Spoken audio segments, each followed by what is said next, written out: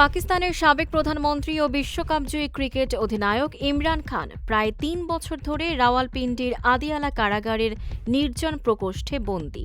সম্প্রতি তার শারীরিক অবস্থার অবনতির খবর সামনে আসায় শর্ত সাপেক্ষে মুক্তির সম্ভাবনা নিয়ে নতুন করে আলোচনা শুরু হয়েছে।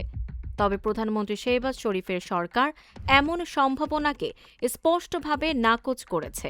ব্রিটিশ সংবাদ মাধ্যম দ্য অবজারভার জানিয়েছে, পাকিস্তানের দীর্ঘদিনের রাজনৈতিক অচলাবস্থা নিরসনে সেনা সমর্থিত মহল ও ইমরান খানের পরিবারের মধ্যে মধ্যস্থতাকারীদের মাধ্যমে পর্দার আড়ালে কিছু আলোচনা চলছে।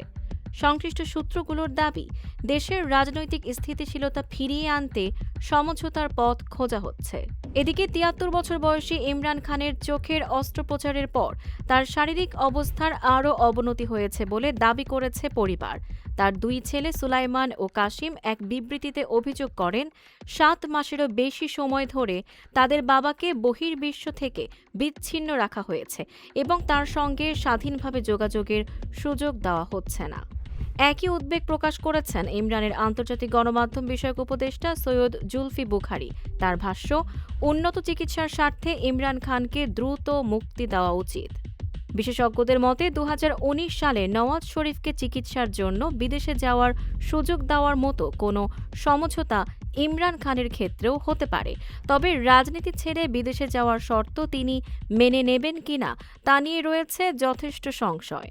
অন্যদিকে পাকিস্তানের অভ্যন্তরীণ বিষয়ক প্রতিমন্ত্রী তালাল চৌধুরী দাবি করেছেন, ইমরান খান সুস্থ আছেন এবং চিকিৎসাজনিত কারণে জামিন দেওয়ার কোনো ভিত্তি নেই। তিনি আরও বলেন, তার মুক্তি বা ভবিষ্যৎ সম্পূর্ণ আদালতের সিদ্ধান্তের ওপর নির্ভর করবে। Tanjiba Nowrin, face the people.